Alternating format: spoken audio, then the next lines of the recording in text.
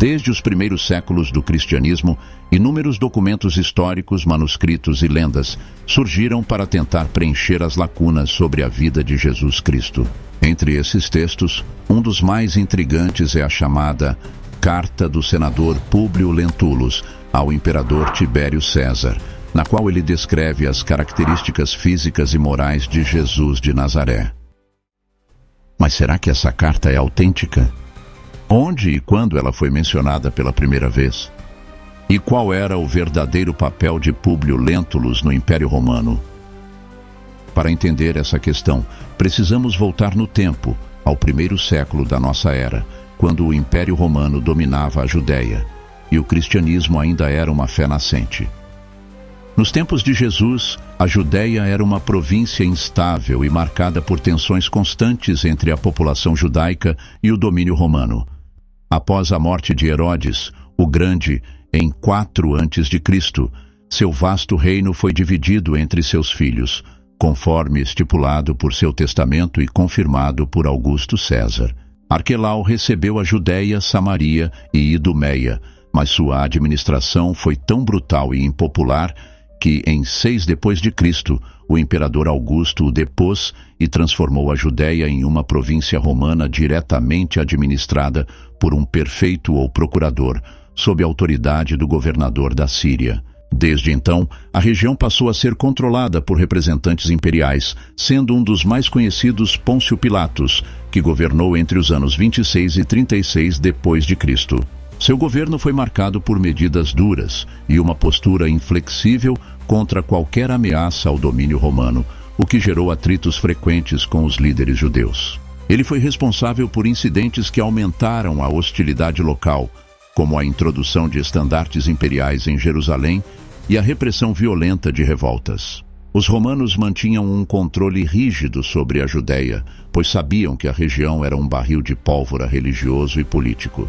O povo judeu não aceitava facilmente a dominação estrangeira, pois tinha uma identidade fortemente ligada à sua fé monoteísta e às suas tradições. A presença romana, com seus impostos e exigências de lealdade ao imperador, era vista como uma afronta à religião judaica.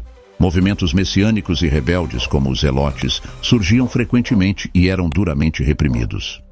Públio Lentulus, um nome poderoso no Senado romano. Nesse cenário de instabilidade, o imperador Tibério César, conhecido por sua postura reclusa e aversão à administração direta dos territórios, preferia governar à distância, delegando a função de manter a ordem a seus representantes locais. É nesse contexto que surge a figura de Públio Lentulus, supostamente um senador romano que teria ocupado um cargo de destaque na província antes da chegada de Pôncio Pilatos. Segundo a tradição ligada à sua carta, ele teria escrito um relatório ao imperador descrevendo um homem extraordinário que estava causando grande impacto na Judéia, Jesus de Nazaré. Apesar da ausência de um registro escrito que cite um Públio Lentulus na Judéia do século I, a gens Cornélia Lentula era uma família aristocrática real, que teve vários membros ocupando cargos importantes no Império Romano. O nome Lentulus aparece com frequência na política romana, sendo associado a figuras de destaque da República e do início do Império como Públio Cornélio Lentulus Sura, um senador envolvido na conspiração de Catilina, 63 a.C. Públio Cornélio Lentulus Spinter, cônsul em 57 a.C., que teve um papel relevante nos conflitos políticos da República. Cneu Cornélio Lentulus Getúlico, cônsul em 26 d.C., contemporâneo do governo de Tibério.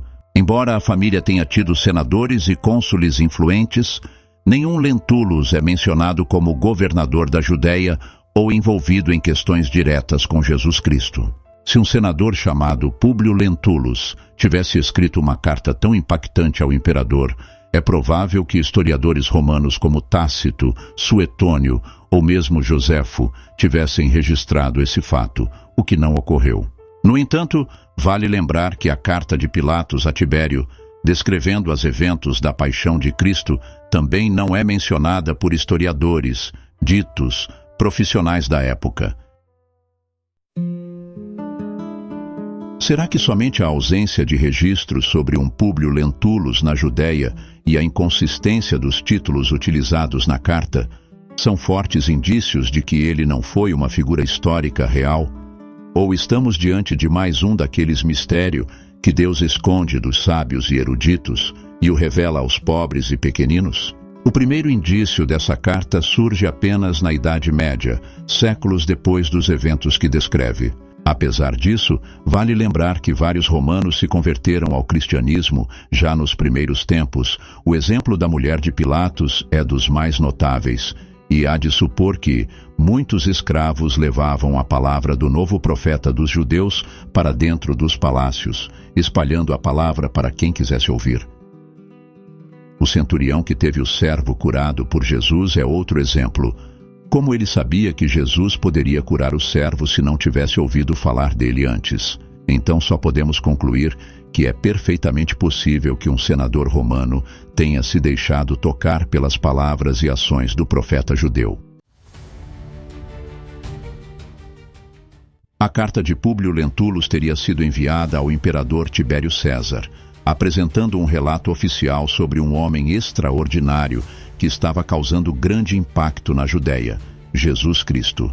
O texto, escrito em tom solene e descritivo, pretendia fornecer uma visão imparcial do Nazareno, que atraía multidões e despertava tanto a admiração dos humildes quanto a inquietação dos líderes religiosos. O grande diferencial desta carta em relação aos evangelhos e demais documentos antigos sobre Jesus é que ela traz uma descrição física detalhada, algo extremamente raro nas fontes cristãs primitivas. Enquanto os textos bíblicos enfatizam os ensinamentos, milagres e sacrifício de Cristo, a aparência do Salvador sempre foi tratada com silêncio absoluto. Por isso, a carta teria se tornado uma das primeiras tentativas de dar um rosto ao Messias, influenciando a iconografia cristã nos séculos posteriores. A descrição contida na carta apresenta Jesus como um homem de estatura mediana, feições nobres, olhar penetrante e uma postura majestosa. A seguir, vamos contemplar, assim como Tibério deve ter contemplado, a imagem que o sábio senador faz de Jesus de Nazaré.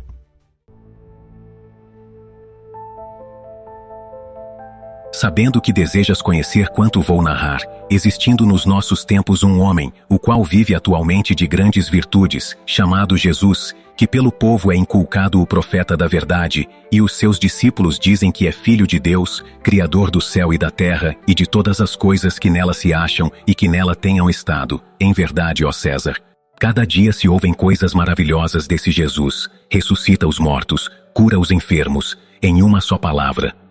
É um homem de justa estatura, e é muito belo no aspecto, e há tanta majestade no rosto, que aqueles que o veem são forçados a amá-lo ou temê-lo. Tem os cabelos da cor amêndoa bem madura, são distendidos até as orelhas, e das orelhas até as espáduas, são da cor da terra, porém mais reluzentes. Tem no meio de sua fronte uma linha separando os cabelos, na forma em uso nos nazarenos. O seu rosto é cheio, o aspecto é muito sereno, nenhuma ruga ou mancha se vê em sua face, de uma cor moderada, o nariz e a boca são irrepreensíveis.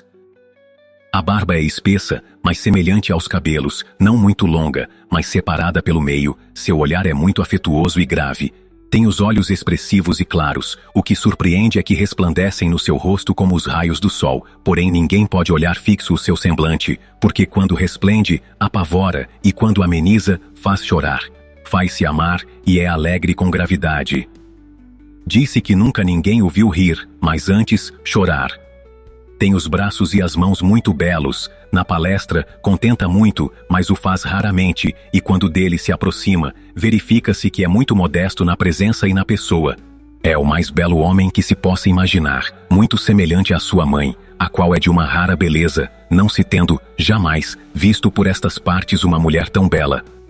Porém, se a majestade tua, ó César, deseja vê-lo, como no aviso passado escreveste, dá-me ordens, que não faltarei de mandá-lo o mais depressa possível. De letras, faz-se admirar de toda a cidade de Jerusalém. Ele sabe todas as ciências e nunca estudou nada. Ele caminha descalço e sem coisa alguma na cabeça.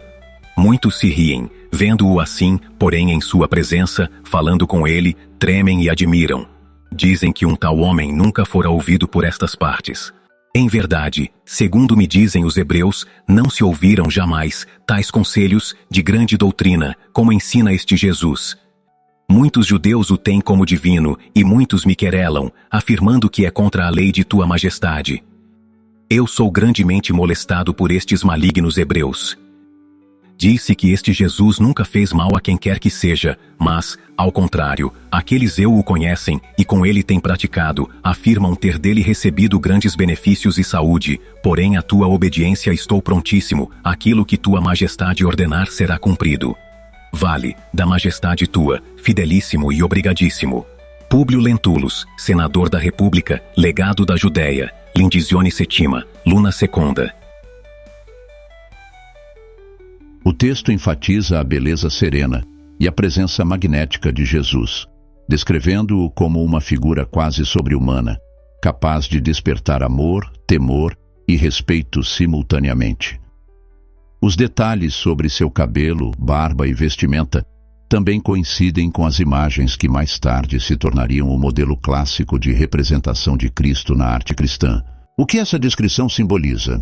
Além de oferecer um registro físico, a carta também transmite uma imagem moral e espiritual de Cristo, retratando-o como um homem de presença marcante e sabedoria divina. A ênfase em sua postura imponente e voz grave reforça a ideia de um líder naturalmente carismático, alguém cuja simples presença já era suficiente para cativar multidões. Curiosamente, o trecho que menciona que Jesus nunca foi visto sorrindo, mas também nunca o viram chorando, sugere uma figura de serenidade absoluta e autocontrole, um contraste interessante com o retrato mais emocional que os evangelhos oferecem, onde Cristo chora diante do túmulo de Lázaro, João 11:35, e se alegra com seus discípulos. Esses detalhes indicam que, muito provavelmente, muitos relatos ao senador foram feitos pelos seus escravos. Como dito anteriormente, esses relatos podem ter sido influenciados pelo ideal cristão dos primeiros tempos, que valorizava a dignidade, a austeridade e uma espécie de realeza espiritual na figura de Jesus. Essa carta circulou durante séculos e chegou a ser usada por pregadores, escritores e teólogos como um suposto testemunho histórico sobre Jesus. Seu impacto foi duradouro, influenciando a percepção visual do Cristo ocidental e até servindo como referência para algumas representações artísticas na Renascença e no Barroco. Apesar de não haver provas da sua autenticidade, o documento reflete o desejo profundo da humanidade de conhecer a aparência e a personalidade de Jesus, consolidando uma imagem que transcendeu gerações e se tornou parte da cultura cristã. Nunca saberemos ao certo sobre a autenticidade dessa carta, mas sua existência revela um anseio profundo da humanidade, o desejo de compreender e visualizar a figura de Jesus Cristo de maneira mais concreta. Ao longo da história, a ausência de uma descrição física detalhada de Jesus nas Escrituras gerou curiosidade e especulação, levando a diferentes interpretações em textos apócrifos, obras de arte e tradições religiosas. A influência dessa carta foi significativa, pois ajudou a moldar a imagem icônica de Cristo no imaginário cristão. Mesmo sendo um texto de origem duvidosa, ele apresenta Jesus como um homem de feições nobres, olhar compassivo e presença majestosa, características que foram amplamente incorporadas na arte cristã da Idade Média e do Renascimento. Esse retrato se tornou o modelo predominante da iconografia cristã, servindo de base para inúmeras pinturas, esculturas e vitrais que até hoje ilustram igrejas e catedrais ao redor do mundo.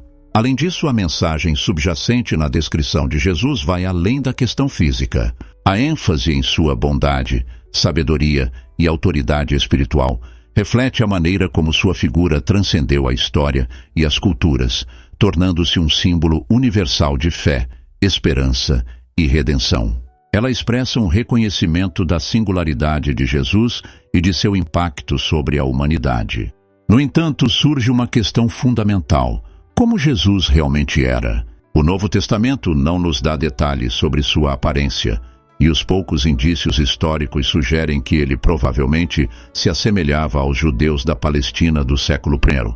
Mas a ausência de uma descrição oficial talvez tenha um significado mais profundo. O foco do cristianismo nunca foi sua aparência física, mas sim sua mensagem e sua missão. Assim, a busca por um retrato de Jesus continua, não apenas no sentido artístico ou histórico, mas principalmente no coração daqueles que procuram compreender e seguir seus ensinamentos. Afinal, a verdadeira essência de Cristo não se encontra em características externas, mas na transformação espiritual que ele inspira em seus seguidores. Se você gostou desse vídeo, não se esqueça de deixar seu like e se inscrever no canal para mais conteúdos como este.